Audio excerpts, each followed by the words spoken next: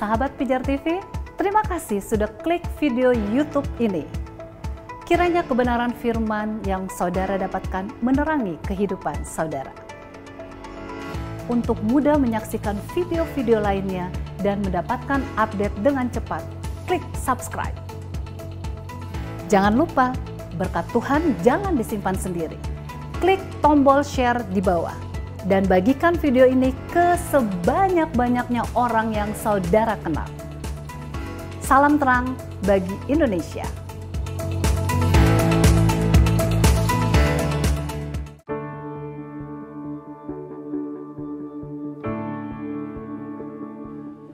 Selamat datang di webinar Dialog Teologi Sintas Iman bersama Dr. Bambang Nursena. Dalam webinar ini, kita akan membahas berbagai hal mengenai kekristenan dan bagaimana kita sebagai orang percaya dapat mempertanggungjawabkan iman kita. Berikut adalah cuplikan-cuplikan video dari pertanyaan-pertanyaan yang diajukan oleh para peserta webinar yang dilakukan setiap 2 minggu sekali pada hari Kamis jam 7 malam. Bagi Anda yang ingin mendaftar, Anda bisa klik link bit.ly/dialog lintas iman atau Anda bisa klik link yang terdapat pada caption di bawah ini. Jangan lupa untuk klik dan subscribe YouTube channel Pijar TV. Pak Agung Hamboru, ada beberapa teolog mengungkapkan bahwa Yesus berbeda dengan Isa Al-Masih. Tapi dalam bahasa asli, Al-Masih mengandung gelar raja. Pertanyaan saya, apakah salah dalam penginjilan mengganti nama Yesus dengan Isa Al-Masih, Bah? Sebetulnya begini loh, kalau bicara tentang Yesus atau Isa itu dibedakan dulu. Secara bahasa dan secara teologis harus jelas dulu. Gara-gara karena pandangan Kristen beda dengan Islam, kemudian segala sesuatu yang berbau Arab harus ditolak. Kan enggak seperti itu. Yang pertama secara historis ya, secara historis harus dilihat bahwa sebetulnya nama Isa tidak mungkin muncul pada abad pertama Masehi. Iya dong, itu nama Arab kan. Dan nama itu pun juga bentukan dari bahasa Aramaik. Jadi pengaruh ya, misalnya itulah yang disebut phonetic correspondent. Biasanya phonetic correspondent ya, koresponden itu kan tidak ada aturannya, bukan hukum bunyi, tetapi itu adalah korespondensi bunyi.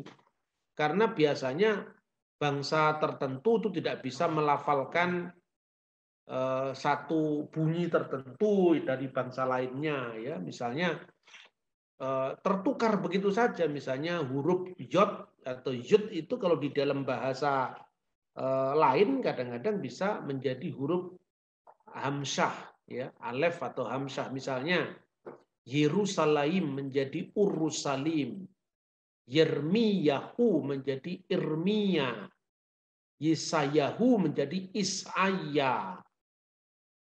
Maka Yesua menjadi bahasa Aram itu ada 2. Kalau di Aram Timur itu sering disebut dengan Isua atau Yesua. Jadi Yesua dan Isua. Itu lazim yang seperti itu. Nah, bahasanya kan masih memakai huruf Ibrani waktu itu ya. Kemudian muncullah bahasa Aramaik, tapi hurufnya sudah huruf yang dikenal huruf Suryani atau Syriak. Itu pada masa Kristen. Nah, makanya seperti kadang-kadang huruf Shin itu bertukar menjadi huruf Sin. Misalnya Shalom, itu kan Shin menjadi salam. Ya.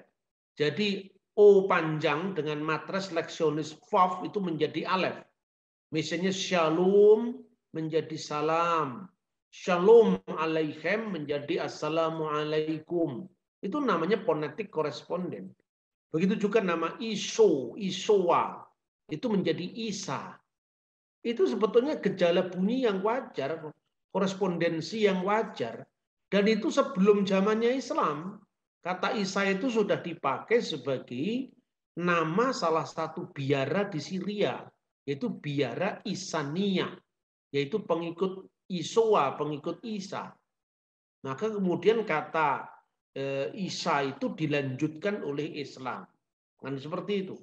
Nah, di dalam pemakaian yang lebih lazim di kalangan orang-orang Kristen yang berbahasa Arab itu Yesus Al-Masih, Yesus Kristus. Tapi sebetulnya kalau disebut Isa Al-Masih pun tidak ada masalah karena itu sudah dipakai sebelum zaman Islam. Terbukti dengan, ya misalnya Anda baca sajalah terjemahan-terjemahan Arab yang setelah zaman Islam pun kata Isowa itu masih sering dipakai. Misalnya Bapak teolog gereja Syria, ya, namanya Mikael Asuryani. Misalnya dia menulis terjemahan dari karya Yosefus dalam bahasa Arab. Dia tidak menggunakan kata Yesua, tapi dia menggunakan kata-kata Isowa. Ya, fi hadzal zaman yaisu rajulun hakim ismuhu Isowa. Itu ada dalam bukunya Mikael Suryani. Bahwa kemudian Islam memiliki pandangan yang lain, nah itu urusan lain. Saya berikan contoh misalnya. Mormon itu kira-kira Yesusnya sama apa enggak dengan Yesusnya Kristen? Kan beda. Mormon misalnya. Mormon kan menyebutnya itu the Church of Jesus Christ kan.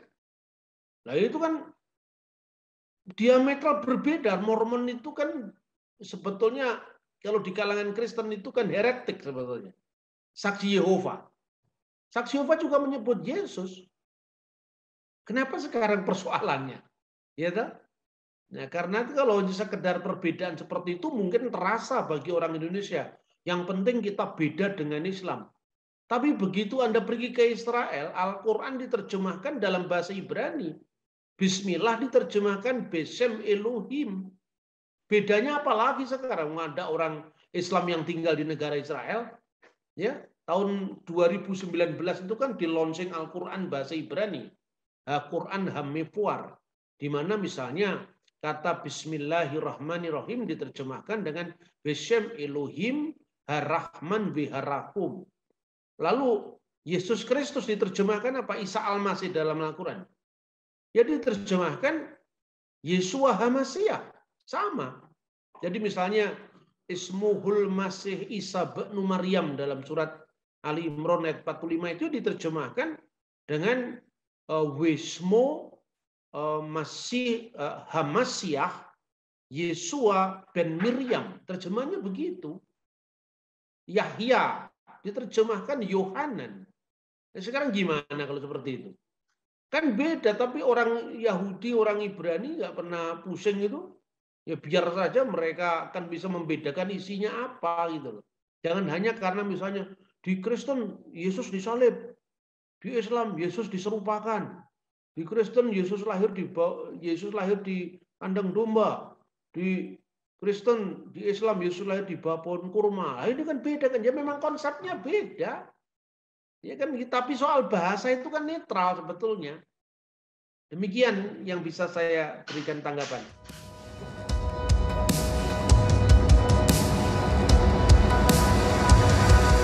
Terima kasih Anda sudah menyaksikan cuplikan dialog teologis lintas iman bersama Dr. Bambang Nursena. Jangan lupa segera daftarkan diri Anda dengan klik link bit.ly/dialog lintas iman, atau Anda bisa klik pada link yang ada di caption saat ini juga. So, informasi selengkapnya ada pada image di akhir video ini.